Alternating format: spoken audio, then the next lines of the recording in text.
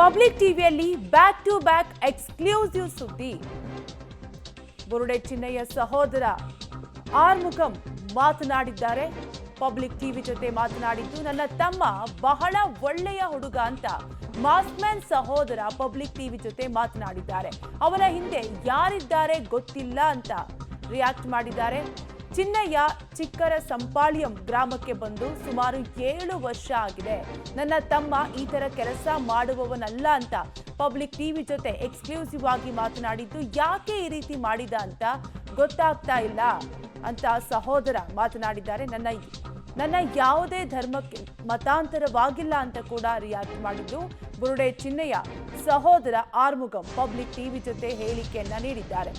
ತಮಿಳುನಾಡಿನ ಚಿಕ್ಕರ ಸಂಪಾಳ್ಯ ಗ್ರಾಮದಲ್ಲಿರುವ Arumugam public TV ಜೊತೆ ರಿಯಾಕ್ಟ್ ಮಾಡಿದ್ದಾರೆ.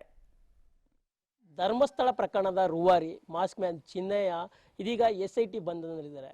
ಅವರ ಹಿನ್ನೆಲೆ ಬಗ್ಗೆ ಸಾಕಷ್ಟು ಚರ್ಚೆಗಳಾಗ್ತಿದೆ.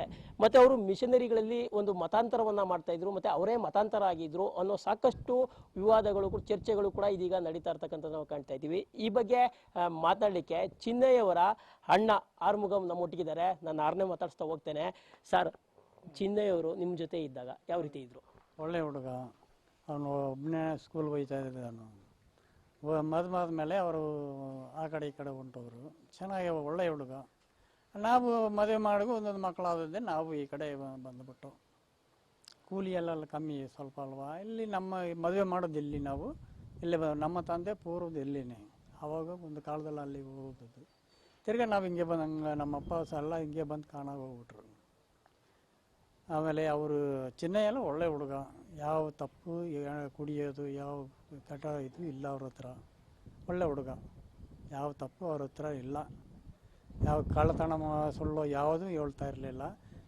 ಈಗ ಏನಾಯ್ತೈತೆ ಅಂದರೆ ನಮಗೆ ಗೊತ್ತಾಯ್ತಲ್ಲ ಅಷ್ಟೇ.